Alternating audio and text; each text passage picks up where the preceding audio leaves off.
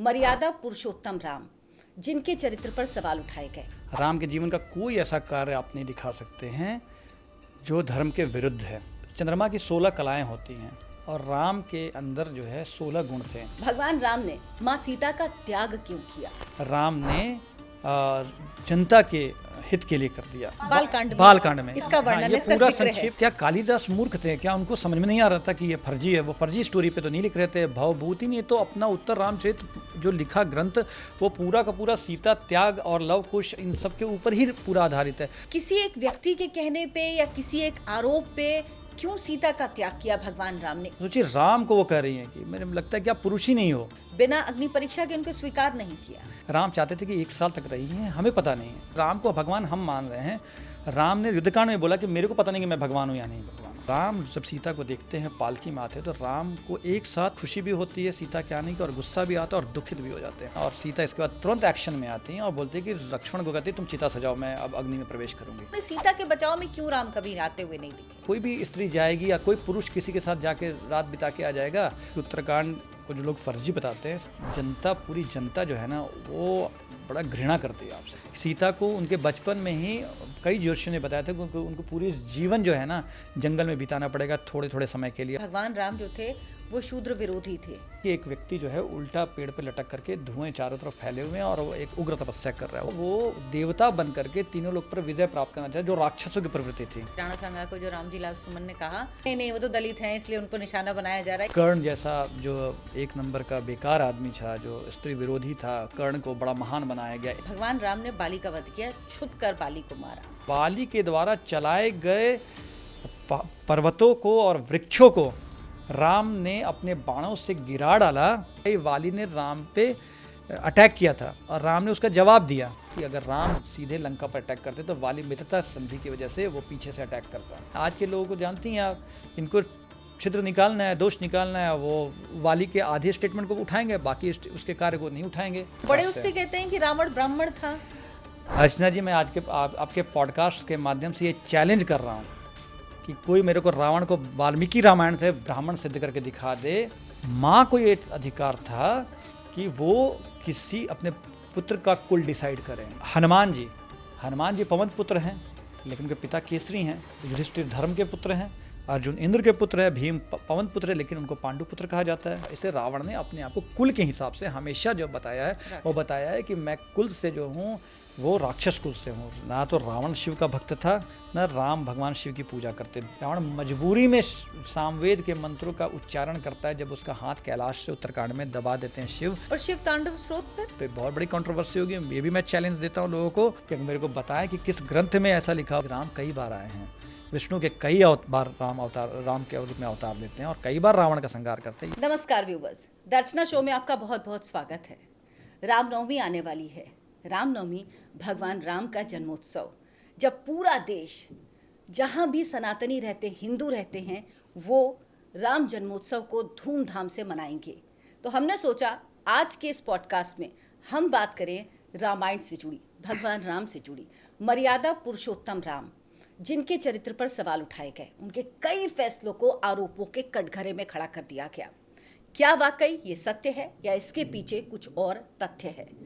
वाल्मीकि रामायण में कई ऐसे प्रमाण मिलते हैं लेकिन हम अक्सर पूछे गए सवालों से बचने की कोशिश करते हैं, जैसे भगवान राम ने माँ सीता का त्याग क्यों किया? भगवान राम ने माता सीता से अग्नि परीक्षा की बात क्यों की? भगवान राम ने बाली का वध छुपकर क्यों किया? भगवान राम पर क्या ब्राह्मण हत्या का भी आरोप है? इन सब सवालों के जवाब हमसे जब पूछे जाते हैं तो हम क्या करते हैं, उनसे बचने के लिए कहते हैं कि उत्तर रामायण तो रामायण का भाग ही नहीं है, वो तो बाद में लिखा गया, ये केवल एक नैरेटिव बनाया गया। लेकिन वाकई सच क्या है? वाल्मीकि रामायण में इसके क्या प्रमाण हैं? ये सच और तथ्य के साथ आज हम आपको इस पॉडकास्ट में बताएंगे। और मेरा आपसे वादा है, अगर आपने पॉडकास्ट आखिर तक देख लिया तो आप किसी के भी सवाल का जवाब दे पाएंगे, तर्क वितर्क में अपने तर्कों को वाल्मीकि रामायण के तथ्यों के साथ प्रमाणित कर पाएंगे। हमारे साथ एक बार फिर जुड़े हैं अजीत कुमार मिश्रा जी। पिछली बार जो पॉडकास्ट किया अजीत जी हमने, वो लोगों ने बहुत पसंद किया। अजीत जी शायद अब किसी परिचय के मोहताज नहीं, आप लोगों ने इतना प्यार दिया इनके पॉडकास्ट को। रिलीजन जर्नलिस्ट हैं, धर्म के बारे में अलग अलग अखबारों में, मैगजीन्स में, सोशल मीडिया पर लिखते रहते हैं और तथ्यों के आधार पर लिखते हैं, जो हमारे ग्रंथ हैं उनके तथ्यों के आधार पर। अजीत जी, मुझे लगा कि आज का दिन सबसे अच्छा है इस पर बात करने के लिए, क्योंकि कई बार ऐसा होता है कि भगवान राम जो हमारे इष्ट हैं, जिनके बारे में हम शायद एक भी नकारात्मक बात सुनना पसंद नहीं करते, लेकिन ऐसा करते हैं कुछ लोग कि घेरते हैं और फिर उसके बाद कहते हैं आपके भगवान तो ये हैं, और हम बचने की कोशिश करते हैं। तो आज मैं तमाम ऐसे सवाल इस पॉडकास्ट में पूछूंगी ताकि हमारे जो देखने वाले हैं, जो सुनने वाले, उनको पता लगे कि उनके पास हर सवाल का जवाब है। कोई सवाल ऐसा नहीं जिसका उत्तर उनके पास ना हो। तो सबसे पहला सवाल मेरा यही है कि उत्तर रामायण से शुरू करते हैं। उत्तर रामायण के लिए कहा जाता है कि वो रामायण का हिस्सा नहीं है। रामायण वो बाद में लिखा गया, वो वाल्मीकि जी ने नहीं लिखा। इसका सच क्या है और इसका तथ्य क्या है? क्या इसके प्रमाण रामायण में मिलते हैं? सबसे पहले जय श्री राम अर्चना जी, आपको भी और सभी दर्शकों को मेरी तरफ से राम राम, जय श्री राम। बहुत बहुत धन्यवाद दर्शकों का कि उन्होंने मेरे और आपके पॉडकास्ट को पसंद किया, जो माँ दुर्गा पे था, दुर्गा सप्तशती पे था। आज रामायण पे हम चर्चा करने जा रहे हैं, तो भगवान राम की कृपा बनी रहे। सबसे पहले तो ये है, भगवान राम जो हैं उनके बारे में रामायण में ये कहा गया है कि रामो विग्रहवान धर्म। राम जो है ना, वो धर्म के मूर्ति हैं, धर्म की मूर्ति कहा गया है। राम के जीवन का कोई ऐसा कार्य आप नहीं दिखा सकते हैं जो धर्म के विरुद्ध है। लेकिन बहुत सारे लोग जो हैं, आप बिल्कुल सही कह रही हैं, वो रामायण से जुड़े कुछ ऐसे प्रसंगों से बचने की कोशिश करते हैं जिससे वो असहज होते हैं, शायद उनके पास उसके उत्तर होते नहीं हैं। इसमें सबसे पहला जो आपने क्वेश्चन पूछा कि लोग क्या करते हैं बचने के लिए, कि उत्तरकांड में, रामायण के उत्तरकांड में जो बातें कही गई हैं पहले उसी को ही नकार देते हैं। लेकिन ऐसा नहीं कि रामायण के उत्तरकांड में ही विवादास्पद चीज़ें हैं। रामायण में युद्ध कांड में भी, या बाल कांड में भी, अयोध्या कांड में, सारे जो कांड है उसमें बहुत सारी ऐसी बातें हैं जो विवादास्पद लगती हैं। अब रही बात उत्तरकांड को लेकर के कि उत्तरकांड को जो लोग फर्जी बताते हैं, सबसे पहले मैं उनको ये कहूँगा कि डिफेंसिव मत होइए। इसलिए नहीं क्योंकि उत्तरकांड सही है और भगवान राम ने जो भी एक्ट किया वो सारे के सारे सही थे, धर्म के अनुसार थे। अब उत्तरकांड जो है उसमें जो भी घटनाएं दी गई हैं उसका वर्णन वाल्मीकि रामायण के बालकांड में ही मिल जाता है। तो क्या बालकांड को भी आप हटा देंगे? बालकांड को तो मूल रामायण कहा जाता है।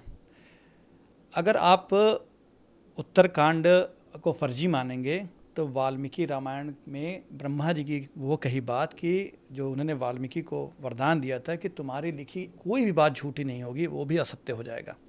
मैं सबसे पहले आपको बताता हूँ कि वाल्मीकि रामायण जो है, जो मूल रामायण है, वो मूलतः 7 कांडों में है।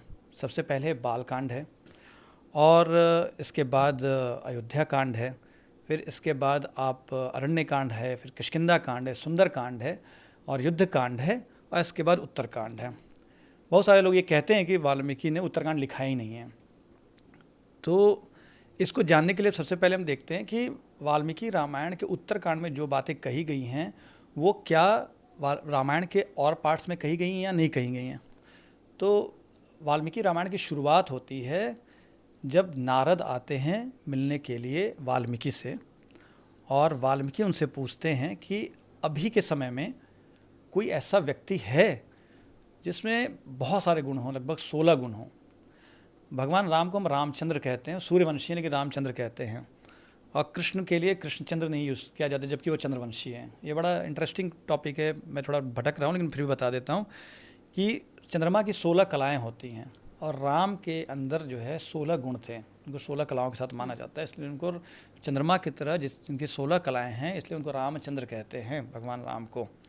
और वो 16 कलाएँ जो है या 16 गुण जो हैं वो सबसे पहले नारद बताते हैं वाल्मीकि को कि अभी वर्तमान में एक इक्ष्वाकु वंश प्रभवो रामो नाम जनश्रुत, एक राम हैं जो इक्ष्वाकु वंश के हैं, जो जनता में राम के नाम से बड़े लोकप्रिय हैं।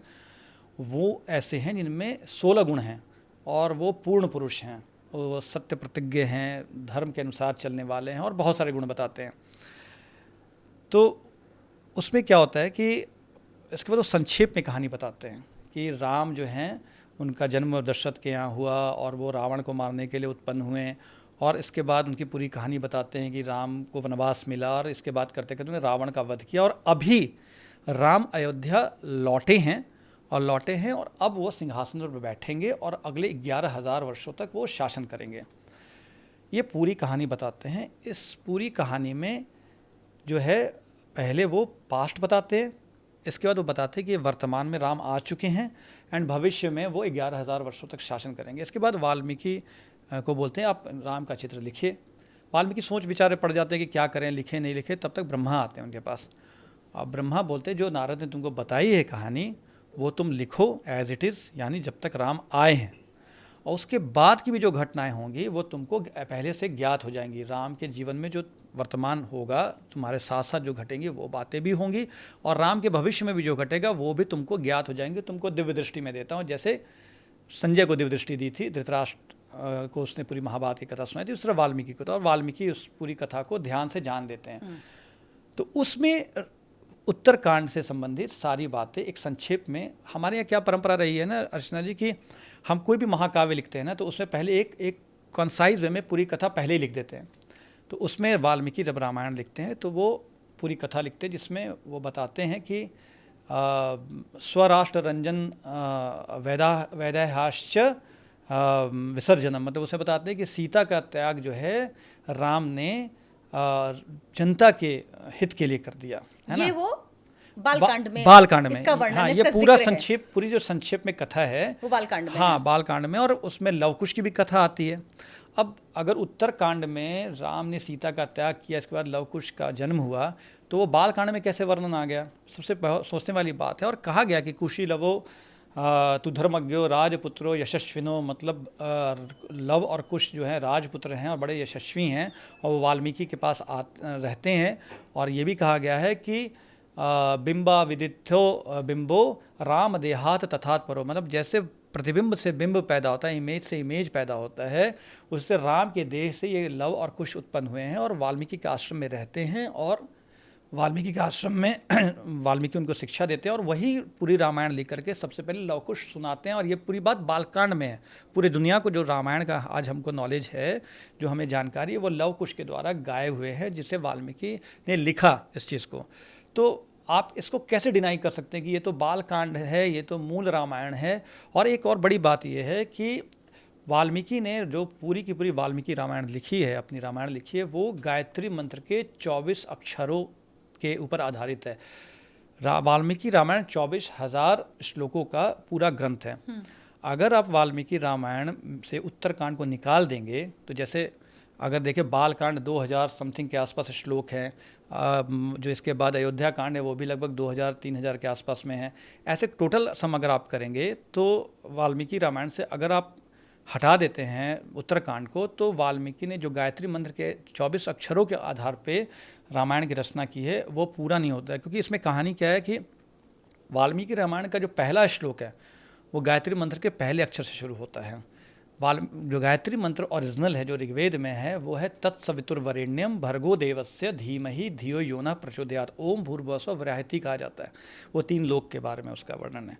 तो तत्सवितुर से शुरू होता है, त पहला शब्द है।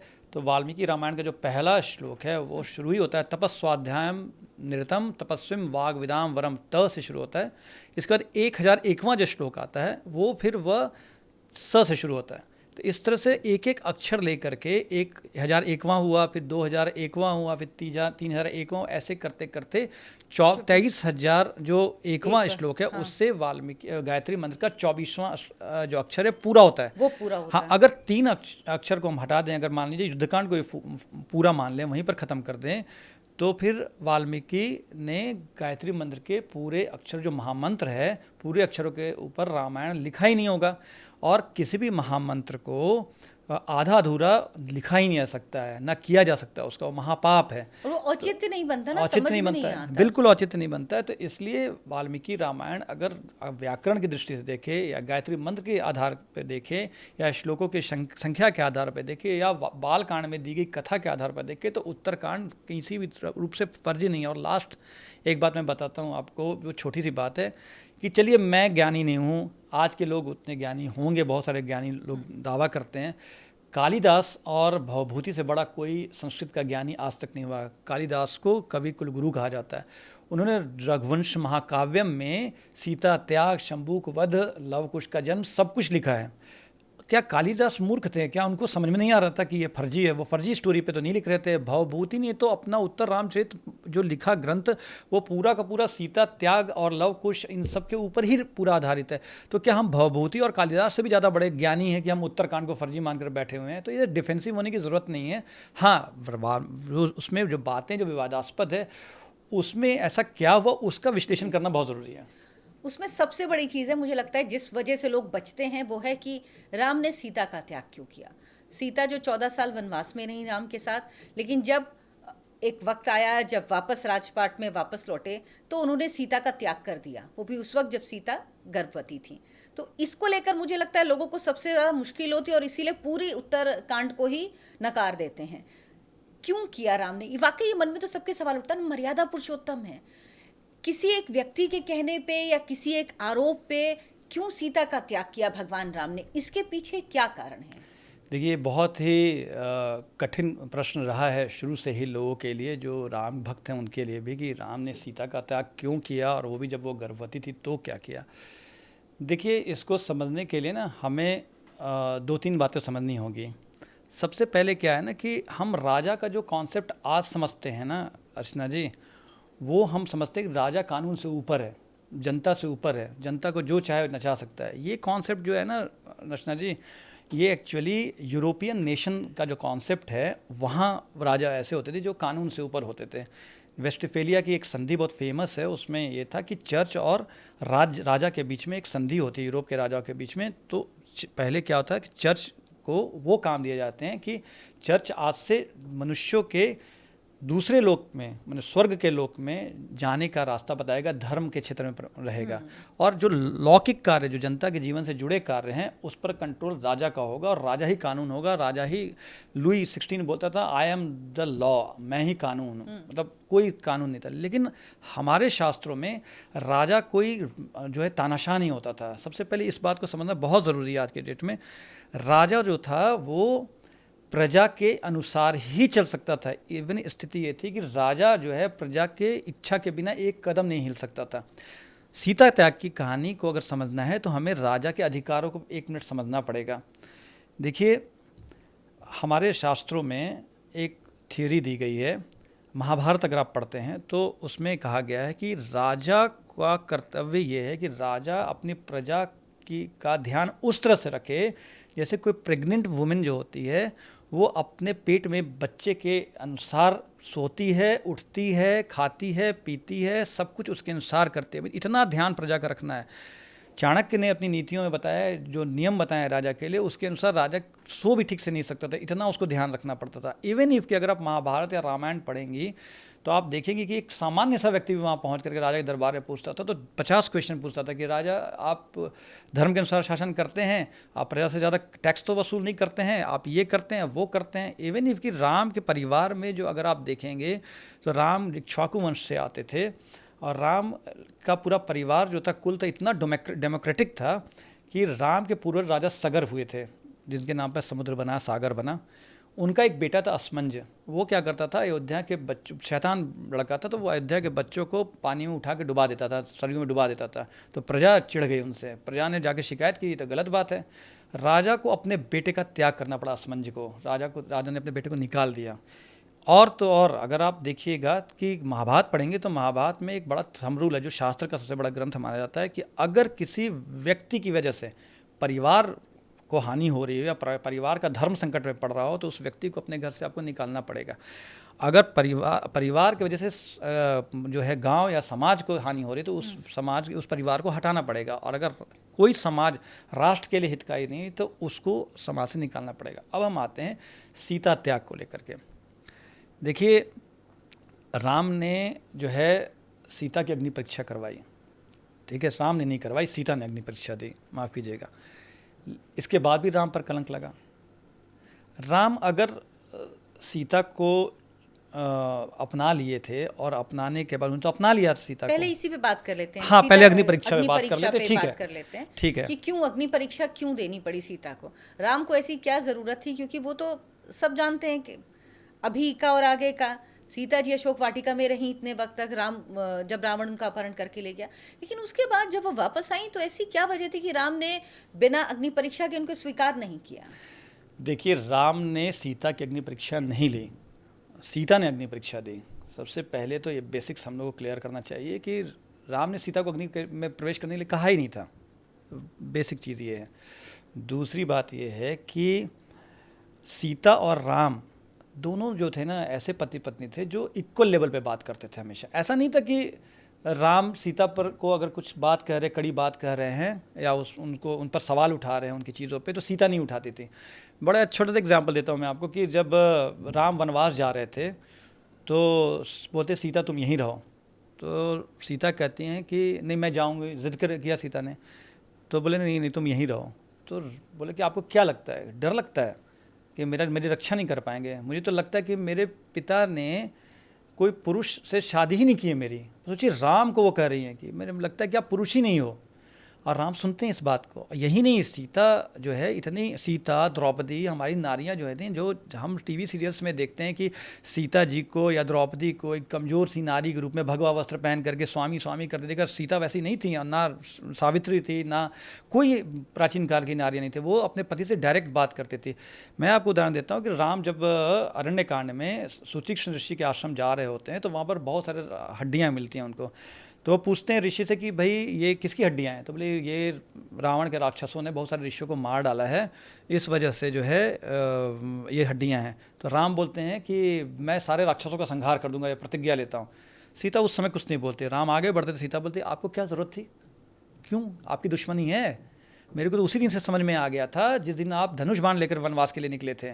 फिर राम समझाते हैं सीता को। तो राम और सीता का जो बात है ना, सीता का रिलेशन है ना, सबसे पहले ये समझिए इक्वल रिलेशन है। दूसरी बात यह है कि उस समय एक प्रथा थी। उस समय अब राम ने अभी तत्कालिक में देखा था कि सुग्रीव, वाली की पत्नी ने सुग्रीव से शादी कर ली थी। अब सीता 1 साल तक वहाँ रही और सीता वापस आ रही हैं। वाल्मीकि रामायण के युद्धकांड में इसका बड़ा मार्मिक वर्णन भी मिलता है कि जब जब रावण का वध हो जाता है और राम कहते हैं हनुमान को, जाओ सीता से पूछो जा करके, उसको खबर दो केवल जा करके रावण का वध हो गया है, और उसको बस इतना ही खबर दो। हनुमान जी जाते हैं, बोलते हैं कि रावण का वध हो गया है। राम जानना चाहते थे सीता आखिर चाहती क्या है। राम बहुत ही डेमोक्रेटिक थे। राम चाहते थे कि 1 साल तक रही हैं, हमें पता नहीं है कि राम, देखिए राम को भगवान हम मान रहे हैं। राम ने युद्धकांड में बोला कि मेरे को पता नहीं कि मैं भगवान हूँ या नहीं भगवान हूँ, मैं तो अपने आप को इंसान के रूप में जानता हूँ। तो एक इंसान के रूप में राम बोलते हैं कि पूछो सीता से कि खाली खबर दो, पहले ये खबर देते हैं। तो सीता बोलती है मैं राम के दर्शन करना चाहती हूँ। तो फिर हनुमान आते हैं, बोलते हैं आपके दर्शन करना चाहती हैं वो। तो फिर वो बोलते हैं, राम बोलते हैं कि जाके सीता को कहो कि अब ये राज्य विभीषण इसका राज्य का राजा बन चुका है ना, सो अब तुम डरो मत। सो फिर विभीषण चूँकि राजा हैं अब लंका के, और राम बिना राजा की अनुमति के कोई काम करेंगे नहीं, तो विभीषण से कहते हैं कि सीता को आप ले करके आ सकते हो तो ले आओ, और उनको सजा धजा के लाना। मतलब नॉर्मली क्योंकि वानर लोग हैं, देखना चाहते हैं, क्योंकि जिसके लिए युद्ध लड़ा वही आए और उनको ही नहीं दिखाया जाए। तो सीता जो है नहा धो करके पालकी में बैठ कर आती है, और चारों तरफ से राक्षस लोग जो हैं उनकी सुरक्षा कर रहे हैं। राम को उसी समय में वाल्मीकि रामायण में स्पष्ट रूप से कहा गया है कि राम जब सीता को देखते हैं पालकी में आते हैं, तो राम को एक साथ गुस्सा आता है, हर्ष खुशी भी होती है सीता के आने की, और गुस्सा भी आता है और दुखित भी हो जाते हैं।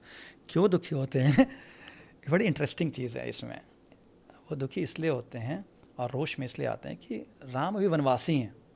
सीता ने ये कसम खाई थी कि राम के साथ वनवास में वनवासी की तरह रहेंगी, और सीता आ रही हैं पालकी में। और दूसरी बात यह है कि चारों तरफ राक्षस उनको घेरे हुए हैं, तो एक रानी की तरह सीता आ रही हैं। इसमें सीता की गलती नहीं होगी, पर सीता को ये बात पता होनी चाहिए थी, पर वो आ रही हैं। और सारे वानरों को राक्षस मार मार के भगा रहे हैं वहाँ से कि हटो हटो हटो, जैसे कोई वीआईपी आ रहा है। राम ये चीज़ बर्दाश्त नहीं कर पाते हैं। राम बोलते जिन वानरों ने अपनी ज़िंदगी दांव पे लगाई, सीता को वही नहीं देखेंगे। तो बोलते सीता को बोलो कि पालकी से उतर कर आए। पहले तो सीता पालकी से उतर कर आती हैं। राम क्रोधित हैं अपनी पत्नी पे, जो एक पति पत्नी का क्रोध होता है, नॉर्मल होता है। इसके बाद होता क्या है कि राम बोलते हैं कि देखो ये युद्ध जो है, तुम अब स्वतंत्र हो गई हो। जैसे तारा को भी उन्होंने स्वतंत्र बोला था, और उस समय की प्रथा थी कि नारियां इतनी स्वतंत्र होती थी कि अपना विवाह किसी से कर सकती, चुन सकती थी। अब 1 साल तक सीता रही थी। राम उनका कमिटमेंट जानना चाहते थे, एक्चुअली कमिटमेंट जानना चाहते थे।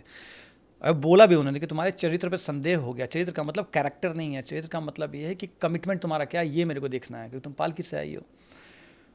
तो राम बोलते कि तुम स्वतंत्र हो, डिसाइड करो तुम क्या करना चाहती हो। तो सीता लेकिन राम को से प्रेम करती थी, राम भी बहुत प्रेम करते थे।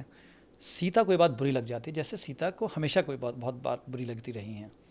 सीता राम जो बोलती है, आप कैसी बातें कर रहे हो, ऊँचे पुरुषों की तरह बात कर रहे हैं, आपने मेरे को क्या निम्न कोटि की स्त्री समझ रखा है जो मैं कहीं भी चली जाऊंगी। क्योंकि सीता ने शायद सुन रखा हो कि तारा के साथ, या उस समय की प्रथा थी, स्त्रियां शादी कर लेती थी। जो विजयी राजा होता था उसके साथ वो रानियां, जो पराजित राजाओं की रानियां होती वो विवाह कर लेती थी। ऐसा रावण के साथ बहुत बार हुआ था।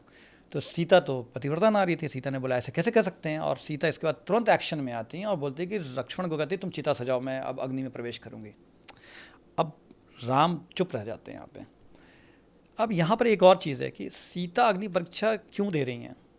सीता दिव्य नारी हैं, जो यज्ञ भूमि से प्रकट हुई हैं, वो कोई साधारण नहीं है कि वो आग में जाती जल जाती हैं। लेकिन वहाँ जनता जो थी, अग्नि को साक्षी माना जाता है, वहाँ वानरों की जनता थी। अगर राम तुरंत अपना लेते, तो राम खुद बोलते हैं अगर मैं तुमको तुरंत अपना लेता तो लोग मुझे कामी पुरुष मानते हैं, अधर्मी मानते हैं।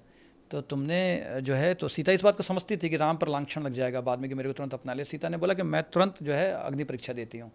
और चूँकि वो दिव्य थी, जगदम्बा थी, वो अग्नि में प्रवेश करती हैं। जब अग्नि प्रवेश करी तो सारे देवता पहुँच जाते हैं वहाँ पे। सारे देवता बोलते हैं ये क्या कर रहे हैं आप विष्णु हैं साक्षात, ये लक्ष्मी हैं। तो राम बोलते हैं मैं नहीं मानता कि मैं विष्णु हूँ या मैं ईश्वर हूँ, मैं तो मनुष्य के रूप में मानता हूँ। और मेरे को पता है कि सीता जो है, लेकिन मैं अगर ये परीक्षा नहीं होती तो जनता तो करती। और देखिए बाद में जनता ने अग्नि परीक्षा देने के बाद भी सीता पर शक किया। अयोध्या में हुआ ना, क्योंकि अयोध्या में तो अग्नि परीक्षा हुई नहीं थी। तो राम का ये निर्णय नहीं था, सबसे पहली बात है सीता का निर्णय था। और ये अग्नि परीक्षा ही नहीं, मैं आपको एक छोटा सा बताता हूँ, लंबी हो गई स्टोरी लेकिन फिर भी मैं आपको बता देता हूँ कि ये परंपरा थी। जैसे शकुंतला और दुष्यंत की कहानी महाभारत में दी गई है। शकुंतला जब भरत को लेकर आती है, अपने पुत्र को लेकर आती है, और क्योंकि गंधर्व विवाह हुआ था, जंगल में विवाह हुआ था, तो बोलती है ये आपका बेटा है। बोले मैं कैसे मानूँ बेटा है। तो बोले आपने ये कसम खाई थी, आप मेरे को पहचान नहीं, देखिए आपका बेटा है, आपसे चेहरा मिल रहा है, इसका सब कुछ मिल रहा है। फिर शकुंतला भी बहुत 4 बातें सुनाती है। फिर आकाशवाणी होती है और आकाशवाणी में बोलते हैं कि भरत तुम्हारा बेटा है। तब दुष्यंत बोलते हैं कि मैं जानता हूँ कि भरत मेरा बेटा है, मैं तुमको ही पहचान रहा था, लेकिन ये जनता नहीं पहचान रही थी। जनता तो बोलती कि किसी आई गई औरत को इसने एक्सेप्ट कर लिया। तो ये चीज़ समाज के लिए इम्पॉर्टेंट थी कि समाज को इस बात को प्रूफ देना था कि सीता जो है वो राम की हैं और शुद्ध हैं, और ये अग्नि बता रहे हैं, देवता गण बता रहे हैं कि सीता शुद्ध हैं। ये राम को शुद्धता का चेक नहीं करना था सीता का। तो ये कहानी है सीता के अग्नि परीक्षा की। क्योंकि वो राजा थे और उनको ये प्रजा को ये प्रमाणित करना था, क्योंकि प्रजा समाज तो तब भी वैसे ही था। देखिए अर्चना जी, राम के जीवन में उनके गुरु का सबसे बड़ा गुरु मंत्र क्या था, ये अगर जान लें हम ना, तो फिर हम कभी भी भटकेंगे नहीं। राम जब ताड़का का वध करने में हिचकते हैं तो विश्वामित्र उनको ये कहते हैं कि नृशंसम अनृशंसम वा प्रजा रक्षण कारणात् पातकम वा सदोषम वा प्रजा रक्षता सदा, मतलब कर्तव्यम रक्षता सदा। तो इसका मतलब ये है कि जब विश्वामित्र कहते हैं कि प्रजा के लिए, प्रजा के हित के लिए, प्रजा के मन के लिए अगर तुमको क्रूर काम करना हो, पाप का काम करना हो, सही काम करना हो, अच्छा बुरा कुछ करना हो, तुमको करना पड़ेगा, क्योंकि प्रजा ये चाहती है। और ये बात राम के पूरे जीवन में रही, और यही नहीं दशरथ के जीवन में भी रही। भरत को राजा बनना था, कैकेयी के वध के पहले ही राम खुद अयोध्या कांड में ये रहस्य खोलते हैं भरत को कि तुम्हारे नाना को मेरे पिता ने ये वचन दिया था कि कैकेयी का बेटा ही राजा बनेगा। लेकिन जनता चूंकि राम को चाहती थी, इसलिए भरत को नानी घर भेज करके जनता के विद्रोह से बचने के लिए दशरथ तक को झुकना पड़ा। इसलिए मैं हमेशा कहता हूँ, राजा जो यूरोपियन राजाओं को या तानाशाह समझते हैं ना, हमारे शास्त्र में ऐसे राजा नहीं होते। उनको प्रजा के सामने झुकना होता था, छोटी बड़ी सभी बातों के लिए। अब जिस पे हम बात कर रहे थे उस पे वापस आते हैं कि राम ने सीता का त्याग क्यों किया। एक सीता अग्नि परीक्षा दे चुकी थी, लेकिन उसके बाद जब वो अयोध्या जाती हैं, रहना शुरू करती हैं, तो किसी एक व्यक्ति के कहने पे, धोबी था वो, पता नहीं, ये आप बताएंगे, लेकिन उसके बाद सिर्फ एक व्यक्ति के कहने पे, या अगर किसी ने प्रजा में से कहा भी, तो राम तो जानते थे ना, परीक्षा ले चुके थे और वो लोगों के सामने, जनता के सामने हुआ था, तो वो कारण क्यों नहीं रखा उन्होंने सीता के बचाव में क्यों राम कभी आते हुए नहीं दिखे। देखिए, सबसे पहली बात तो वाल्मीकि रामायण में किसी धोबी की कथा नहीं है और किसी एक प्रजा के कहने पर राम ने एक्शन लिया भी नहीं था। ये कहानी ये है, उत्तरकांड में कहानी ऐसे शुरू होती है कि राम एक बार दरबार में बैठे हुए अपने सभी मित्रों के साथ, बहुत सारे मित्र उनके नाम बताए गए, जिसमें एक भद्र नाम का मित्र है जो बड़ा उनका प्रिय मित्र है। तो राम पूछते हैं भद्र से कि भद्र, जनता में क्या चर्चा होती है मेरे को, सीता को, कैकेयी, लक्ष्मण, भरत, शत्रुघ्न को लेकर के। तो भद्र बोलता है कि आपके बारे में, आपने रावण का वध किया, इसको लेकर के खूब जनता खुश रहती है आपको लेकर के, बड़े बोलते हैं हमारे राम बड़े पराक्रमी हैं, लक्ष्मण को लेकर भी करती है, भरत शत्रुघ्न से भी कोई दिक्कत नहीं है। लेकिन एक चीज़ जो है ना, जनता, पूरी जनता जो है ना, वो बड़ा घृणा करती है आपसे, घृणा शब्द है, घृणा करती है आपसे। बोले क्यों, क्या है वो? बोले राम ने सीता को जो 1 साल तक वहाँ रहे उसको अपना कैसे लिया, ये घृणा करती है आपसे। एक तो ये बात हुई, पर्सनल बात हुई। दूसरी बात है, जनता ये कहती है कि जो हमारा राजा जैसा अगर ऐसा है तो हमारे यहाँ तो कल के डेट में कोई भी स्त्री जाएगी या कोई पुरुष किसी के साथ जाके रात बिता के आ जाएगा, रह के आ जाएगा और बोलेगा राम ही कर रहे हैं तो मैंने क्यों ना करूँ। तो आप ज़रा सोचिए इस चीज़ को कि फैमिली जो है सोसाइटी की यूनिट होती है, सबसे इम्पॉर्टेंट होती है। समाज परिवारों से बनता है। आज अमेरिका में क्या हो रहा है?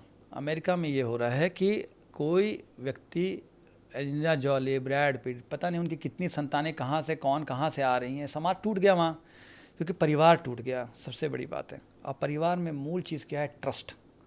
अगर ट्रस्ट नहीं रहेगा तो कुछ नहीं रहेगा। और राम जो है ये जान रहे थे कि उस समय जनता तो विद्रोह पहले भी कई बार कर चुकी है, राजा सगर के समय विद्रोह कर चुकी है, असमंजस को अपने बेटे को निकालना पड़ा था, दशरथ राम को राजा नहीं बना रहे थे, उसके लिए प्रजा ने विद्रोह कर दिया था। और राम से अब धीरे धीरे वो जनता जो है इस बात से चिढ़ने लगी थी कि राम ने सीता को क्यों रखा, ये नहीं रखना चाहिए था उनको। और बड़ी बड़ी बातें उसमें कही गई। तो राम जो प्रजा के लिए उनको झुकना ही था, प्रजा जो कहे उसको करना ही पड़ता। अगर राम जो है अगर नहीं सीता का त्याग करते तो जनता वही फॉलो करने लगती। और आज हमारा भारत जो है वो परिवार की इकाई टूट चुकी होती है हमारे यहाँ। पता नहीं हमारे यहाँ कौन सा परिवार कैसे चल रहा होता। तो मैं फिर बता रहा हूँ, महाभारत का जो थंब रूल है ना, कि एक व्यक्ति के वजह से अगर परिवार टूटने से बचता है तो उस व्यक्ति का आप त्याग कर दीजिए, और उस परिवार की वजह से अगर समाज टूटता है तो उस समाज का त्याग कर दीजिए, उस समाज का त्याग कीजिए। ये थंब रूल है और ये हमारे आज के संविधान में भी ऐसा है। अगर फंडामेंटल राइट्स में अगर आपकी कोई सड़क सरकार राष्ट्रहित के लिए बना रही है और आपकी सड़क आ रही है तो सर बोलिएगा कि ये मेरा फंडामेंटल राइट है कि ये सड़क मेरी है, ये ज़मीन मेरी है, मैं नहीं दूंगा। तो सरकार बोलेगी राष्ट्रहित के लिए भाई तुम्हारी सड़क तुम्हारी सड़क के लिए तुम्हारी ज़मीन मैं लूँगा। आप तो नहीं मना कर सकते हैं। आप संविधान पे तो सवाल नहीं उठा रहे हैं। लेकिन राम ने अगर प्रजा के हित के लिए काम किया, पहली बात ये, तो लोग सवाल उठा रहे हैं।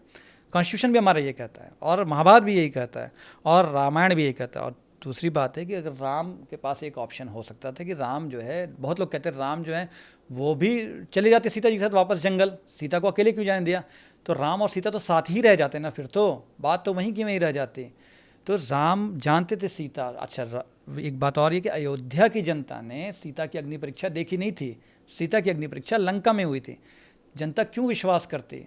कहीं कहीं सुनाई बातों पे नहीं करती। तो वो परिवार पूरा का पूरा एक विद्रोह की स्थिति पैदा हो रही थी और राम के पास कोई चारा नहीं था कि वो जानते थे सीता का। और बड़ी इंटरेस्टिंग बात यह है कि सीता खुद जब उनका त्याग करते हैं राम, और सीता जब जंगल जाते हैं वाल्मीकि के आश्रम के पास, वो लक्ष्मण को कहते हैं कि मेरे वजह से जो राजा राम के ऊपर जो आरोप लग रहे हैं उनका धर्म का पालन नहीं हो रहा, प्रजा धर्म का पालन नहीं हो रहा है।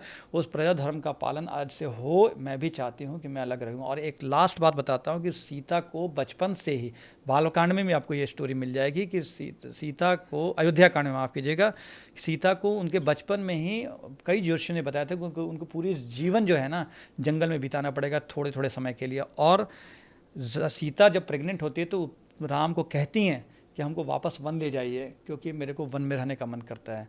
और इसलिए वन गई, और उनके जीवन का एक प्रारब्ध कहिए, जो कहिए, सीता को वन में ही रहना था, सीता वन में रही। लेकिन राम ने जो किया वो प्रजा की वजह से किया, राम खुद जानने अपनी इच्छा से उन्होंने त्याग नहीं किया था।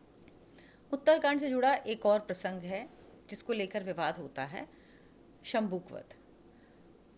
कहा जाता है कि शंभूक शूद्र थे और भगवान राम ने उनका वध किया। तो ये एक मैसेज देने की कोशिश की जाती है कि भगवान राम जो थे वो शूद्र विरोधी थे। इस तरह की एक इमेज बनाने की कोशिश की जाती। इसका सच क्या है? शंभूक वध क्या वाकई उन्होंने किया था? तो इसकी वजह क्या थी? इसका क्या वर्णन मिलता है वाल्मीकि रामायण में? देखिए, शंभूक का वध हुआ था, और इसका जिक्र केवल वाल्मीकि रामायण के उत्तरकांड में ही नहीं, कालिदास के रघुवंशम में भी है, और भवभूति के उत्तर रामचरित में भी है। और ये रामायण के बाद जो राम कथा सबसे प्राचीन राम कथा कही जाती है वो महाभारत में दी गई। उसके बाद जो सबसे प्राचीन राम कथाएं हैं वो रघुवंशम और उत्तर रामचरितम में हैं। इसलिए इनकी प्राचीनता पर संदेह नहीं किया जा सकता है, इनके ज्ञान पर संदेह नहीं किया, इसलिए शंभूक वध तो हुआ था। और शंभूक शूद्र था, ये बात भी सही है। लेकिन क्या राम ने उसके शूद्र होने की वजह से वध किया था, या कोई और रीज़न था? इस चीज़ को लोग हमेशा जो है दरकिनार कर देते हैं। बड़ी सिंपल सी बात है कि जब कहानी यह है कि राम के दरबार में एक ब्राह्मण आता है, उसका 13 साल का बेटा मर गया। वो आकर राम को बोलता है, कैसे राजा हो तुम? कहते हैं कि राम राज्य में तो लोग जो अकाल मृत्यु नहीं होती, मेरा बेटा अकाल मृत्यु हो गया। मैं तो कोई कारण नहीं देखता कि मैंने कोई पाप किया था, ना मेरे बच्चे ने पाप किया था। और उस समय ये परंपरा ये थी कि अगर कोई भी दुर्घटना घटती है तो उसका जो पाप लगता है वो राजा पे भी लगता था। राम बुलाते हैं, पूछते हैं क्या हुआ, सभी लोगों की मंडली बुलाते हैं, ऋषियों की मंडली बुलाते हैं। उस ऋषियों में जाबाल ऋषि भी होते हैं, खुद शूद्र थे, वेश्या के पुत्र थे, ठीक है। तो सभी लोग बोलते हैं कि नारद भी आते हैं उसमें। नारद बताते हैं कोई तपस्या कर रहा है जो गलत तरीके से कर रहा है, कोई, और वो शूद्र है शायद। उन्हें शूद्र नहीं बोला, उन्होंने बोला कोई तपस्या कर रहा है जो गलत तपस्या कर रहा है, अधर्म युक्त तपस्या कर रहा है। राम खोजने निकलते हैं तो वो देखते हैं कि एक व्यक्ति जो है उल्टा पेड़ पे लटक करके धुएं चारों तरफ फैले हुए हैं, और वो एक उग्र तपस्या कर रहा है। वो पूछते हैं कि हे तापस तुम कौन हो? तपस्वी कह के कहते हैं। तो वो बोलता है कि शूद्र योन्याम प्रजात अस्तु उग्रम तपम समास्थितम देवत्वं प्रार्थ्ये राम स शरीरो महायश। इसका अर्थ ये होता है कि हे राम, मैं शूद्र योनि में उत्पन्न हुआ हूँ और मैं उग्र तपस्या कर रहा हूँ। किस चीज़ के लिए? तो मैं देवता बनना चाहता हूँ और सशरीर स्वर्ग जाना चाहता हूँ। फिर इसके बाद बोलता है कि मैं झूठ नहीं बोल रहा हूँ, न मिथ्या अहम वदे रामे देवलोक जिगीषया। मतलब मैं झूठ नहीं बोल रहा राम, मैं ये तपस्या इसलिए कर रहा हूँ कि मैं तीनों लोक पे, देवलोक पे विजय प्राप्त करूँ। देखिए, राम हो, भगवान विष्णु हो, भगवान शिव हो, या माँ दुर्गा हो, इन लोगों ने राक्षसों का वध क्यों किया था? इन्होंने तीनों लोक पर अधिकार प्राप्त किया था, पूरे देवलोक, पूरे सिस्टम को कब्जा कर लिया था। तो महिषासुर तो पता नहीं कौन से कास्ट का था, और कोई भी हो, मतलब अगर सशरीर स्वर्ग जाना चाहता है या देवलोक पर विजय प्राप्त करना चाहता है तो विष्णु तो इसी के लिए अवतार लेते हैं। रावण भी तीनों लोक पर विजय प्राप्त करना चाहता था, सभी लोग, इसलिए रावण का वध किया राम ने। तो वो उसका गुनाह ये था कि वो जो था वो देवता बन करके तीनों लोक पर विजय प्राप्त करना चाहता, जो राक्षसों की प्रवृत्ति थी। और तो क्या, मतलब राम इंतजार करते कि ठीक है, ये तपस्या पूरी कर लेगा, इसके बाद मैं एक और अवतार लेकर आऊँगा, इसके बाद वध करूँगा। उन्होंने देखा कि मैं हूँ, ये गलत काम कर रहा है, मेरा अवतार इसीलिए हुआ है कि जो राक्षसी प्रवृत्ति के लोग होंगे उनका वध करूं, जो अगर देवलोक पर विजय प्राप्त करना चाहिए, इसलिए उन्होंने उसका वध किया। इवन इफ, चलिए अगर मान लिया मैंने कि शूद्र था वो, इसलिए राम ने मारा, तो राम के ही जो पूर्वज थे उनका नाम राजा त्रिशंकु था। त्रिशंकु ने जो है ऐसी, जो है ना, वो राजा थे, वो उनके मन में हुआ कि वो भी देवलोक जाएँ, देवलोक पर सशरीर दो लोग जाएँ। तो वो अपने गुरु वशिष्ठ के पास गए, तो वशिष्ठ ने बोला मैं नहीं, ये गलत काम है, असंभव कार्य है, तुमको नहीं करूँगा, ये धर्म के अनुसार नहीं है। तो वो वशिष्ठ के पुत्रों के पास गए। तो वशिष्ठ के पुत्र बोले जब मेरे पिताजी ने मना कर दिया ये गलत काम करने के लिए, तुम मेरे से करवा रहे हो, तुमको शाप देता हूँ कि तुम चांडाल बन जाओ। तो त्रिशंकु को चंडाल बना दे। देखिए, राजा दंड दे सकता है और ऋषि शाप दे सकते हैं, ठीक है ना। तो शाप दे देते हैं। इसका तो विश्वामित्र को प्रतिस्पर्धा थी वशिष्ठ से, उन्हें बोला मैं तुमको स्वर्ग भेजूँगा। उन्होंने स्वर्ग भेजना शुरू किया तो ऊपर से देवताओं ने उसको लटका दिया त्रिशंकु को। जब राम के पूर्वज स्वयं राजा क्षत्रिय वंश से थे, वो सशरीर स्वर्ग जाना चाहते हैं, उनको दंड मिला, तो उनके पर तो आप सवाल नहीं उठाते हैं। यहाँ आपको जाति नज़र आ रही है कि वो शूद्र है, जबकि वो काम भी वही कर रहा है, उससे भी खतरनाक काम ये करे। वो तो केवल सशरीर स्वर्ग जा रहे थे, ये काम ये करना चाह रहा है कि देवलोक पर विजय प्राप्त करना चाह रहा है। और जिसके लिए राम का अवतार ही हुआ है कि वो ऐसे राक्षसों का, ऐसे व्यक्तियों का संहार करे जो धर्म के रास्ते पर न चले, अधर्म का के रास्ते पर चले, और देवलोक और तीनों लोक पर विजय प्राप्त करके सारे सिस्टम को, जो सनातन धर्म के सिस्टम को हिला दे। तो शंभू का वध शूद्र होने की वजह से नहीं किया गया, उसके कार्यों की वजह से, कि जो अधर्म का कार्य करता उसके वजह से हुआ। इसलिए इस चीज़ को बहुत ध्यान से इस श्लोक को पढ़ना चाहिए।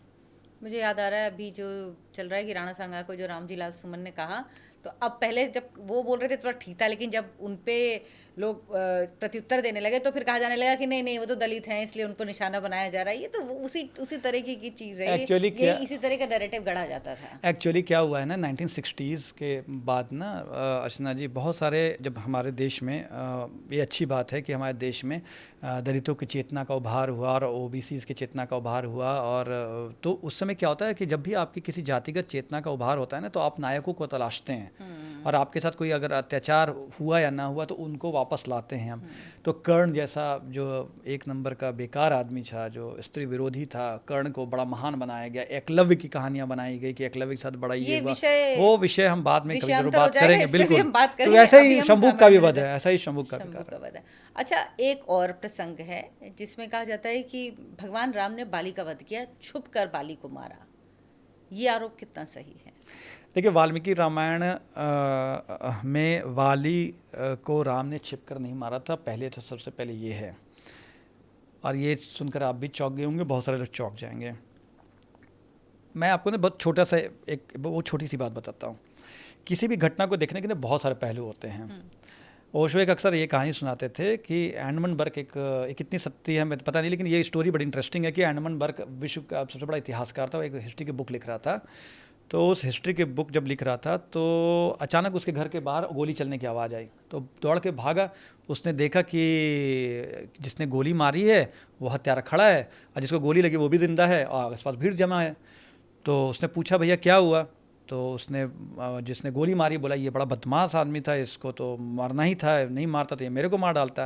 जिसको गोली लगी थी बोले नहीं नहीं नहीं मैं बदमाश नहीं हूँ, ये बदमाश है, इसने मेरे को गोली मारा, जानबूझ करके मारा, मैं इनोसेंट हूँ। पब्लिक से पूछा गया, पब्लिक बटी हुई थी, कभी बोलती नहीं ये बदमाश है, वो बदमाश है, कुछ बोले पता नहीं मैं कौन है क्या है कुछ नहीं पता है।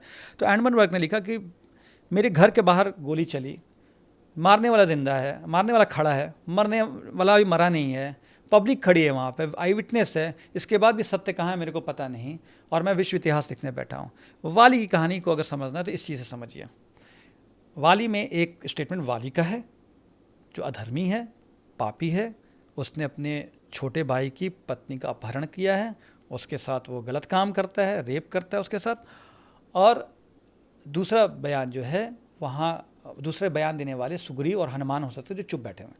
आप एक बात बताइए कि वाली को अगर राम ने छिप कर मारा था तो सुग्रीव और हनुमान उनको भगवान क्यों मान रहे थे? भाई आप किसी को छिप के मारेंगे तो आपकी वीरता को तो हम कम करके आंकेंगे ना। इसका मतलब है कि वो चुप है, इसका मतलब है कि उनको ये सच्चाई पता है, ठीक है ना। राम ने वाली को छिप कर नहीं मारा। इसको लेके एक श्लोक है। श्लोक ये है कि अगर वाल्मीकि रामायण के आप किष्किंधा कांड में जाएंगे, जब वाली को राम बाण से मार डालते हैं तो वहाँ की जो विटनेस वानर जो युद्ध देख रहे होते हैं वो जाकर उसकी पत्नी तारा को बताते हैं, वो न्यूट्रल्स हैं, वो बोलते हैं कि क्षिप्तान वृक्षान समाविध्य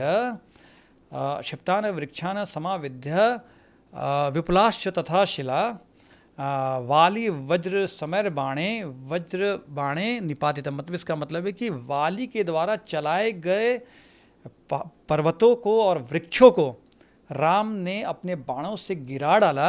इसके बाद उन्होंने वाली का वध कर दिया। सिंपल सी बात है, अगर छिप के मार रहे थे तो वाली किस पर वो चला रहा था? वानर क्या बता रहे थे? वानर यही तो बता रहे थे कि भाई वाली ने राम पे अटैक किया था और राम ने उसका जवाब दिया, है ना। और राम ने बड़ा सिंपल से बताया राम के बारे में कि राम वृक्ष की ओट में सुग्रीव और जामुन वगैरह के साथ खड़े थे। वृक्ष की ओट में खड़ा होना, क्योंकि युद्ध तो सुग्रीव कर रहा था तो वो कहीं तो खड़े होते। खड़े होने का मतलब छिप जाना नहीं होता है। और वाली जब उन पर चलाता है तो वाली तो भाई मर रहा है और वाली अधर्मी है। वाली सोचा जाते जाते राम को बदनाम कर जाएं, तो उसने बोला कि भाई ऐसा है कि आपने तो, आपसे मेरी क्या दुश्मनी थी, मैं जब असावधान था तो उस समय आपने मारा। दूसरी बात है कि मेरी आपसे कोई दुश्मनी नहीं थी, आपने क्यों मारा। तीसरी बात है, अगर आपको सीता की खोज करनी थी मेरे को बता देते आप, मैं सीता को ला के रख देता। राम जानते थे कि वाली झूठ बोल रहा है, पर राम ने बोला चल तुम्हारे तर्कों पे ही मैं तुम्हारा जवाब दे देता हूँ। राम ने बोला कि देखो तुमको मैंने युद्ध तुम्हारे साथ नहीं कर रहा था, मैंने तुमको दंड दिया है, ठीक है ना, दंड दिया है। राजा को दंड देने का अधिकार है, क्योंकि मैं इक्ष्वाकु वंश से आता हूँ और इक्ष्वाकु वंश के लोगों की ही सारी धरती है, और मैं अभी इक्ष्वाकु वंश के राजा भरत हैं और मैं भरत का प्रतिनिधि हूँ। आप अयोध्या कांड में एक बड़ा इंटरेस्टिंग श्लोक है जिस पर बहुत कम लोगों का ध्यान जाता है, कि उसमें कहते हैं राम भरत को, जब भरत बोलते हैं आप राजा बन जाइए चल के, तो बोलते हैं कि नहीं, वो बोलते हैं कि त्वम राजा भरत स्वयं नाराणाम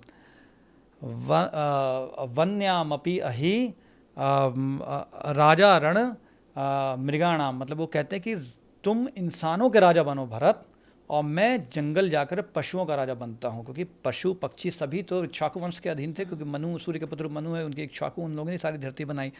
तो राम बोलते कि भाई इस कहीं भी इस धरती पे कोई भी पाप हो रहा हो, तो अगर वो पाप कर रहा हो उसको दंड नहीं मिले तो उसका पाप तो राजा को लगेगा। और तुमने एक सबसे खराब पाप ये किया था कि तुमने अपने बेटी, क्योंकि हमारे शास्त्रों में केवल सगी बेटी को बेटी नहीं माना जाता है, हमारे यहाँ छोटे भाई की पत्नी को भी बेटी का दर्जा प्राप्त है। और ये राम ने कहा ये सनातन धर्म है कि छोटे भाई की पत्नी बेटी होती है और अपनी बहू होती है वो बेटी होती है, और तुमने अपनी बेटी के समान छोटे भाई की पत्नी से ये दुराचार किया, तो उसका अगर दंड मैं नहीं देता तो अधर्म होता। और ये बात भी राम कहते हैं कि तुम सोचो वाली, अगर तुम ही धर्म के अनुसार शासन कर रहे होते तो तुम भी यही दंड देते जिस सामने वाला को। तो मैं तुमसे युद्ध नहीं कर रहा था, पहली बात है, मैं तुमको दंड दे रहा था जो मेरा अधिकार है। राजा अगर दंड देने का है, राजा के पास केस आता है, एक ने दूसरे की हत्या की या कोई भी हत्या की, तो उसने राजा के साथ तो दुश्मनी नहीं मोली है, लेकिन राजा तो दंड देगा उसको। आप सिंपल सी बात है ना कि कोर्ट में भी जाते हैं तो जज के पास एक हत्यारा भी होता है, एक जिसकी हत्या हुई तो उसका परिवार भी होता है, उसकी लेकिन जज तो दंड देता है ना भाई उस हत्यारे को। तो राम राजा हैं, जज हैं, उन्होंने बोला वाली ने तुमने पाप किया है, इसलिए तुमको इसका दंड मिला है, सिंपल सी बात है। दूसरी बात जो वाली कहता है कि भाई हम तो पशु हैं और वो भी बंदर हैं, और बंदर का तो ना चमड़ा इस्तेमाल आता है, ना नाखून इस्तेमाल आता है, और ना खाया जाता है, तो आपने मेरे को क्यों मारा। तब राम बोलते तुम बंदर नहीं, तुम शाखा मृग हो। बंदर को शाखा मृग कहते हैं। बोले राजा लोग जो होते हैं वो शिकार करते हैं, और शिकार जब किया जाता है ना तो फंदे में छिपा करके, फंदे फंसा कर किया जाता है, छिप के किया जाता है, सब किया जाता है। चलो तुम्हारे बात का तुम्हारे अनुसार जवाब देता हूँ, और तुम शाखा मृग हो तो तुमको मैंने मार दिया, क्योंकि तुम शिकार करना राजाओं का धर्म। जैसे मछुआरे जो होते हैं, मछुआर, आपको बड़ा इंटरेस्टिंग बात बताता हूँ, मछुआरे अगर मछली पकड़ते हैं तो उनको पाप नहीं लगता है, क्योंकि वो उनका धर्म है। इसे राजा का धर्म उनको दिया गया, ईश्वर के द्वारा दिया कि तुम व्यवसाय दिया गया। उसी प्रकार राजा को दंड देना अधिकार है, और राजाओं का शिकार करना भी धर्म है, मृगिया उनका करना उनका धर्म, उनको पाप नहीं लगता है, ऐसा शास्त्रों में कहा गया। तो बोले अगर तुमका शिकार भी हम कर रहे हैं तो तुम तो शाखा मृग हो, शाखा मृग को तो हम मार ही सकते हैं, मृगों को मृगिया करने, मृगिया मतलब शिकार करने का अधिकार मेरे को, ये भी है। लास्ट स्टेटमेंट ये है कि वो बोलते हैं कि वो कहते हैं कि मैं ले आता सीता को, वाली कभी सीता को नहीं लाता, क्योंकि वाली की रावण के साथ मैत्री की संधि थी, है ना, दोनों मित्र थे। राम ने टैक्टिकली, राम बहुत बड़े राजनीतिक, राम ने टैक्टिकली रावण से युद्ध करने के पहले वाली को मारा। कारण ये था कि अगर राम सीधे लंका पर अटैक करते तो वाली मित्रता संधि की वजह से वो पीछे से अटैक करता। ये अगर युद्ध की पॉलिसी भी अगर देखे तो राम जो है वाली को मारते ही मारते। और दूसरी बार राम ने उसको कहा कि सुग्रीव के साथ मेरी मित्रता है, जैसे तुम्हारी रावण के साथ मित्रता होगी, है ना। तो वही बात बोला नहीं, मैंने उससे समझा दिया कि मेरी सुग्रीव के साथ मित्रता है, सुग्रीव मेरे छोटे भाई जैसा है, मैं जैसे लक्ष्मण है वैसे मेरा सुग्रीव है, और छोटे भाई की पत्नी के साथ कोई दुराचार करेगा तो मैं सहन कैसे कर लूँगा। तो राम ने वाली को ना तो छिपके मारा, और वाली जाते जाते बदनाम करने की कोशिश कर रहा था, और बाद में वाली को समझ में आया कुछ नहीं चलेगा उनके सामने, तो वो माफ़ी मांगता है, बोलता है कि मेरी गलती होगी, मेरे धर्म समझ में आ गया, आप बिल्कुल सही करें, आप कहीं से गलत नहीं है। जब वाली ने जैसा दुष्ट व्यक्ति जब राम को पर आरोप नहीं लगा पाया, बाद में वो खुद क्षमा मांग रहा है और अपने सबसे बेटे को उनको सौंप दिया। भाई आप अपने दुश्मन के बेटे को सौंप सकती हैं क्या? नहीं सकती हैं। अपने बेटे को कोई दुश्मन को तो नहीं सौंपेगा। तो निश्चित तौर पर वो समझ गया था राम ने कोई गलत नहीं काम किया, इसलिए बोला। लेकिन आज के लोगों को जानती हैं आप, जिनको छिद्र निकालना है, दोष निकालना है, वो वाली के आधे स्टेटमेंट को उठाएंगे, बाकी उसके कार्य को नहीं उठाएंगे। तो ये कहानी पूरी है जो उसको लोग समझना नहीं चाहते हैं। ये सबसे ज्यादा होता है कि आधा सच बोलो, आधा सच झूठ होता है। अब बिना Exactly. कॉन्टेक्स्ट के, बिना उसके क्या उसमें आगे है, बिना बताए आधा सच बोलो और वो झूठ के बराबर होता है, और उसको प्रचारित करो, खूब प्रसारित करो, क्योंकि लोगों को पूरा सच पता नहीं है और पता करना भी नहीं चाहते हैं कि ये भी चीज़ होती है। रावण का जिक्र हुआ। रावण क्या ब्राह्मण था? क्या भगवान राम पे ब्राह्मण हत्या का पाप लगा था रावण के वध के बाद? देखिए, भगवान राम पर तो जाने किस किस चीज का आरोप लग गया। शूद्र की हत्या का लग गया, जो मैंने आपको बता दिया। ब्रह्म वाली हत्या का छिप के कर दिया, ब्रह्म हत्या। रावण ब्राह्मण नहीं था। मैं आपको बहुत ही चैलेंज कर रहा हूँ लेकिन ये अपने तो लोग बड़े पॉडकास्ट उससे से। कहते हैं कि रावण ब्राह्मण था। अर्चना जी, मैं आज के आपके पॉडकास्ट के माध्यम से ये चैलेंज कर रहा हूँ कि कोई मेरे को रावण को वाल्मीकि रामायण से ब्राह्मण सिद्ध करके दिखा दे तो मैं मान जाऊंगा। फिर ये कहाँ से आया? मैं बता रहा हूँ, क्योंकि बहुत सिंपल सी बात है। आप किसी को बोलेंगे रावण ब्राह्मण नहीं था, बोलेगा ऋषि पुलस्त कुल का नाती था वो, ऋषि पुलस्त का जो था पोता था वो, विश्रवा ऋषि का बेटा था वो तो ब्राह्मण था। अगर विश्रवा का बेटा रावण ब्राह्मण था तो विश्रवा का बेटा तो कुबेर भी था, तो उसको ब्राह्मण क्यों नहीं कह रहे हैं आप? इसका मतलब है कि पहले ही पॉइंट पे आप हट गए। रावण जो था वो ब्रह्मा के मानस पुत्रों के परिवार से आता है। ब्रह्मा ने 7 मानस पुत्र पैदा किए, जिसमें ऋषि अंगिरा हैं, पुलस्त्य हैं, पुलह हैं, क्रतु हैं, नारद हैं और बहुत सारे लोग हैं, मरीचि हैं। तो ये लोग मानस पुत्र हैं, है ना, जो उनके मन की शक्ति से उत्पन्न हाँ, हुए वही मैं हैं। ठीक जानकारी है, मानस पुत्र हाँ। क्या होंगे। तो ऋषि मरीचि के जो हैं, ब्रह्मा के मानस पुत्र ऋषि मरीचि के पुत्र कश्यप हैं। कश्यप की 13 पत्नियां हैं, दिति, अदिति, दनु, दानव, सिंगिका, विनिता, कद्रु और भी बहुत सारी हैं। दिति से दैत्य पैदा हुए हैं, तो वो तो ग्रैंड सन ऑफ ब्रह्मा है। दैत्य को आप ब्राह्मण कहते हैं? नहीं। अदिति से देवता पैदा हुए, इंद्र, वरुण, सूर्य, इनको ब्राह्मण कहते हैं? नहीं कहते हैं। धनु से दानव पैदा होकर दानवों को ब्राह्मण कहते हैं? नहीं कहते हैं। तो ब्रह्मा के मानस पुत्र पुलस्त्य ऋषि से के बेटे विश्रवा से रावण पैदा हो गया, तो ब्राह्मण कैसे हो गया? इसलिए वाल्मीकि रामायण में एक शब्द नहीं लिखा गया रावण के लिए ब्राह्मण शब्द। कहीं नहीं उल्लेख ना है? तो द्विज शब्द लिखा गया, ना ब्राह्मण शब्द लिखा गया है रावण के लिए। जहाँ भी लिखा गया है, इवन इफ तुलसीदास जी ने जो हाल में 600 साल पहले उन्होंने रामचरितमानस लिखी, उन्होंने भी कहीं नहीं कहा, बस ये लिखा कि ऋषि पुलस जसु विमल वैंका, तुम ऋषि पुलस के कुल से हो, इसका मतलब ब्राह्मण हो। ब्राह्मण जो थे वो मानसपुत्र का कोई वर्ण ही नहीं था, और रावण राक्षस जाति से था। और राक्षस जाति से क्यों था? क्योंकि रावण ने हर जगह अपने आप को राक्षस कहा। इवन आप देखिए, निश्चर वंश जन्म कुलत्राता, जब विभीषण आते हैं कि हम निश्चर या राक्षसों के वंश से हैं, तो रामायण का एक नाम पौलस्त्य वधम भी है। बहुत कम लोग जानते हैं रामायण का एक नाम पौलस्त्य वधम है। पौलस्त्य वधम मतलब ऋषि पुलस्त्य के वंश के लोग जो राक्षस पैदा हुए उनका वध राम ने किया। राक्षस बहुत सारे थे, हेती प्रहेती से भी राक्षस पैदा हुए थे। तो कहानी ये है कि रावण जो था पुलस्त्य के वंश से आता था। और उस समय एक बड़ी इंटरेस्टिंग चीज महाभारत में भी आप देखेंगे, रामायण में भी देखेंगे, कि माँ को ये अधिकार था कि वो किसी अपने पुत्र का कुल डिसाइड करें। ये बहुत बड़ी बात मैं बता रहा हूँ आपको अर्चना जी, क्योंकि हनुमान जी पवन पुत्र हैं, लेकिन उनके पिता केसरी हैं, क्योंकि माँ ने उनको बोला तुम्हारे पिता केसरी होंगे, क्षेत्रज पिता इसको कहते हैं। पांडवों में देखिए भाई, पांडव तो हैं, युधिष्ठिर धर्म के पुत्र हैं, अर्जुन इंद्र के पुत्र है, भीम पवन पुत्र है, लेकिन उनको पांडु पुत्र कहा जाता है क्योंकि उनकी माँ ने बोला कि तुम्हारे पिता पांडु हैं। हाँ, तो आप बायोलॉजिकली कहीं से आ रहे हों, लेकिन जो आपका कुल होगा वो आपकी माँ डिसाइड करेगी। और रावण की माँ कौन थी? रावण की माँ का नाम कैकसी था। विश्रवा, पहली बात तो ये मान लीजिए, मानव भी नहीं थे, वो लोग मानस पुत्र थे, किसी अलग योनि के थे। कैकसी जातीय विश्रवा से संतान प्राप्त करती, इस शर्त पे कि उसके पिता सुमाली थे, वो विष्णु से हार गए थे। वो बोलते कि तुम एक ऐसा पुत्र पैदा करो, ऋषिश्रवा ब्रह्मा के कुल से हैं, कि वो जो है दिग्विजयी पैदा हो। तो वो जाती है विश्रवा के साथ रहती है, और उसके रावण, कुंभकर्ण, विभीषण और शूर्पणखा पैदा होते हैं, और वो आकर के अब सुमाली के पास आती है। उस समय रामायण में, महाभारत में एक परंपरा है, दौहित्र परंपरा कहते हैं। हमारे यहाँ भी आजकल कहते हैं कि नाती जो होता है बेटे से भी ज़्यादा इंपॉर्टेंट होता है ना। नाती से भी कुल चलता है, जिनके संतान जो ग्रैंड सन्स होते हैं, पोता नहीं होता है, वो नाती को मानते हैं, वो ज़्यादा इंपॉर्टेंट है। नाती को हमारे शास्त्रों में ज़्यादा महत्व दिया गया है। इसको दौहित्र कुल कहते हैं, परंपरा कहते हैं। ये राजा दक्ष प्रजापति ने चलाया था। इसमें क्या होता है अर्चना जी, कि पिता जो है अपनी पुत्री को इस शर्त पे उसका विवाह करता है कि उसकी जो संतान है वो उसके कुल की हो, मानी जाए।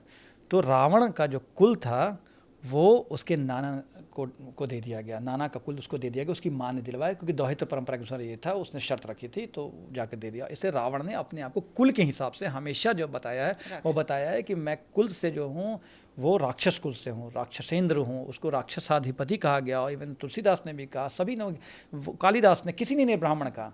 ये ब्राह्मण कहने की परंपरा बहुत बाद में शुरू हुई, वो उसके पीछे हम एक अलग पॉडकास्ट जरूर करेंगे इसको लेकर के, वो बहुत लंबी चौड़ी कहानी है। लेकिन रावण किसी तरीके से ब्राह्मण नहीं था, और ब्राह्मण ही नहीं था तो राम के ऊपर ब्रह्महत्या का पाप कैसे लगता?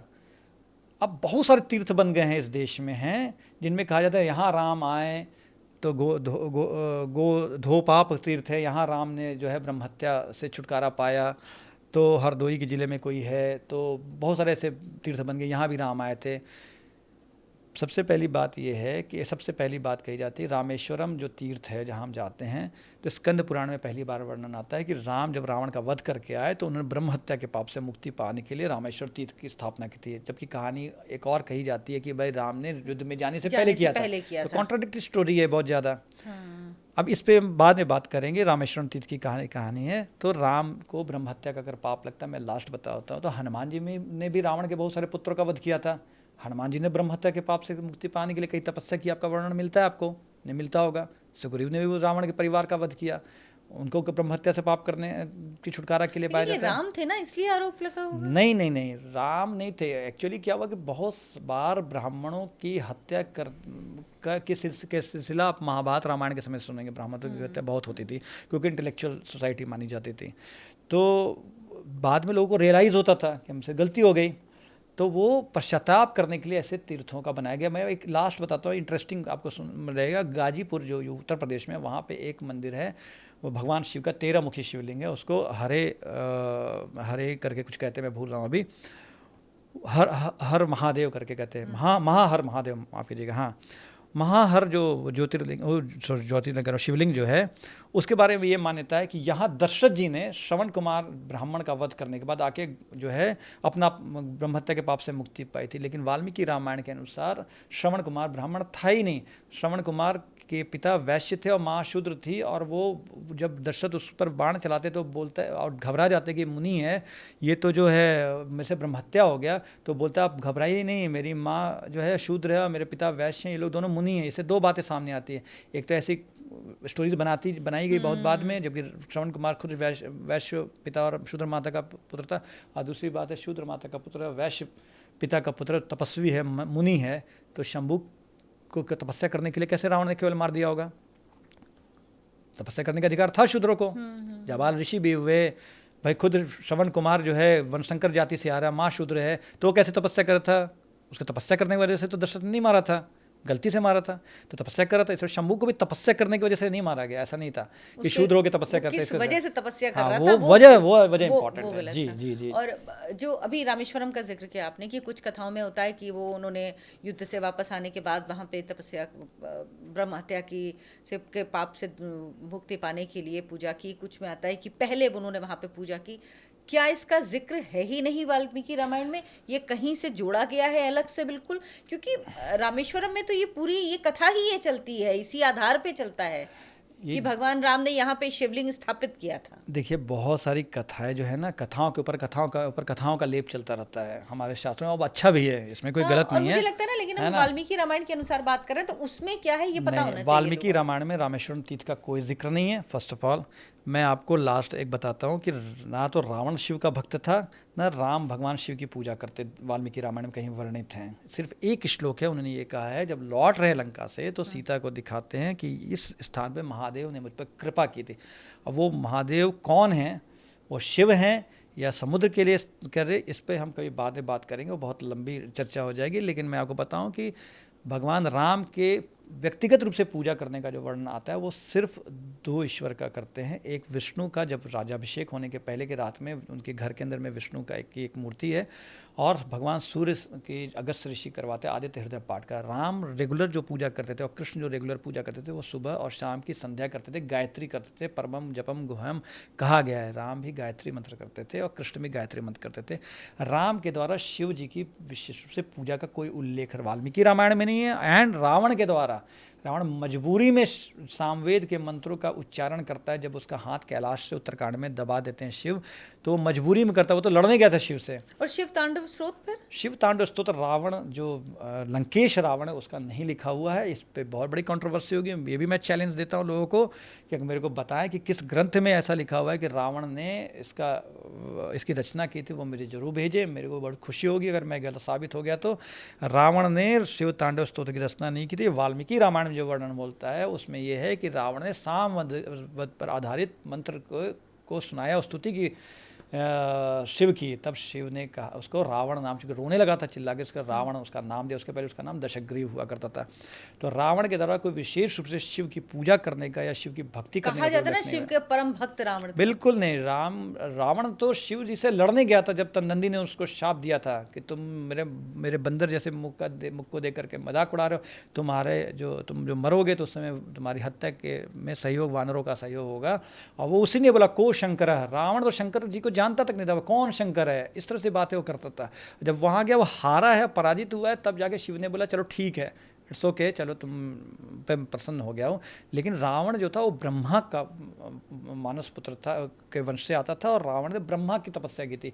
रावण के शिव की तपस्या करने का कोई जिक्र वाल्मीकि रामायण में मुझे कहीं नहीं मिला है। अगर कोई हो तो मेरे को दिखाए प्लीज़। दो सबसे बड़ी चीज़ें कि कहा पूरा ये एक नैरेटिव है, मतलब ये बात कही जाती है कि राम और शिव, राम शिव को ईश्वर मानते थे, आराध्य मानते थे, और शिव राम को आराध्य मानते थे। ये तो पूरी कथा ही हम सुनते आए हैं, लेकिन आप कह रहे हैं कि वाल्मीकि रामायण में इसका कहीं जिक्र नहीं है। नहीं, मैं कह रहा हूँ वाल्मीकि रामायण में ऐसा जिक्र नहीं। मैं ये नहीं कह रहा हूँ राम शिव के भक्त नहीं थे या शिव राम के भक्त नहीं रहे होंगे। ये मैं ऐसा मतलब बहुत सारी बातें है कि वाल्मीकि रामायण में शायद नहीं लिखी, वाल्मीकि ने वो जरूरत नहीं समझी होगी। लेकिन फिर बाकी जो ग्रंथ आए वो उसी के आधार पे आए ना। देखिए ये ना बहुत ही, मैं किसी को भी झूठा नहीं मानता, क्योंकि हर ग्रंथ में जो बात लिखी गई है हमारी सारी बात सत्य, चाहे तुलसीदास जी ने लिखी हो चाहे वो कृतिवासी रामायण में लिखी गई। क्योंकि क्या होता है, इसके लिए हम लोग कल्प के कॉन्सेप्ट को समझना पड़ेगा कि हर कल्प में कई कलयुग और कई सतयुग, कई बार राम आते हैं, और हर जो ऋषि ने, हर कवि ने जो लिखी है वो अलग अलग दौर के राम कथा, लेकिन राम कई बार आए हैं। विष्णु के कई बार राम के रूप में अवतार लेते हैं, और कई बार रावण का संहार करते हैं। ये कल्प की स्टोरी हम बाद में कभी डिस्कस ज़रूर करेंगे। कभी अगर दर्शक चाहें, अगर दर्शक कमेंट करना चाहें कि उनको समझना है कि अलग अलग राम कथाओं में अलग अलग कहानियाँ क्यों हैं, किस वाल्मीकि रामायण में स्वयंवर क्यों नहीं है, और तुलसीदास जी के स्वयंवर का तुलसीदास क्यों जिक्र करते हैं, क्या स्वयंवर की कथा झूठी है? तो कोई एक लाइन न तुलसीदास जी ने झूठी लिखी है, न कंब ने लिखी है, न वाल्मीकि ने लिखी है, न किसी ने नहीं लिखी है। सबकी कथाएं सत्य हैं, लेकिन इसके लिए हमें कल्प के कॉन्सेप्ट को समझना पड़ेगा। वो समझेंगे जिस दिन, उस दिन हमें राम के व्यक्तित्व, राम के ईश्वरत्व के बारे में सही जानकारी मिलेगी। अजी जी, मतलब बात कर रही हूँ तो लग रहा है पता नहीं कितनी देर तक करती जाऊंगी, लेकिन मुझे लग रहा है कि बहुत लंबा हो जाएगा पॉडकास्ट है। तो अभी हम इसको यहीं पे विराम देते हैं, और दोबारा फिर हम इसी से जुड़ा कोई टॉपिक, या अगर दर्शक इस पे कमेंट करेंगे और वो ये बताएंगे कि वो किस विषय पर चाहते हैं पॉडकास्ट करना, तो हम कोशिश करेंगे कि हम उस विषय पर करें। लेकिन ये तय मानिए कि इस पॉडकास्ट में आपको जितने भी मिथ हैं आपके ग्रंथों को लेकर, हिंदू धर्म के ग्रंथों को लेकर, सनातन से जुड़े, हम कोशिश करेंगे कि उनको तोड़ें, और आपको सिर्फ सवालों के साथ ना छोड़ें, हर सवाल का जवाब आपको दें, तथ्यात्मक रूप से दें, ग्रंथों से दें, ताकि कहीं पे भी अगर तर्क वितर्क हो तो आप पॉइंट्स के साथ बात कर पाएं। अजीत जी, बहुत बहुत धन्यवाद आपका। बहुत बहुत धन्यवाद आपका अर्चना जी, मुझे बुलाने के लिए धन्यवाद। और आप लोगों से गुजारिश है कि हमारे चैनल आन भारत को सब्सक्राइब ज़रूर कर लीजिए, क्योंकि हमारे जो दर्शक हैं, जो लोग देखते हैं, उसमें 97% दर्शक वो हैं जो अनसब्सक्राइब हैं, यानी देखते हैं और चले जाते हैं। प्लीज़ अगर आप लोग सब्सक्राइब करेंगे तो उससे हमें बहुत मदद मिलेगी। इसमें आपका कुछ नहीं जाता है, सिर्फ आपको सब्सक्रिप्शन वाला बटन दबाना है, नोटिफिकेशन की घंटी भी ज़रूर दबा दीजिए, ताकि हमारा अगला पॉडकास्ट जब आए तो आप तक उसकी सूचना सबसे पहले पहुँच जाए। धन्यवाद, नमस्कार।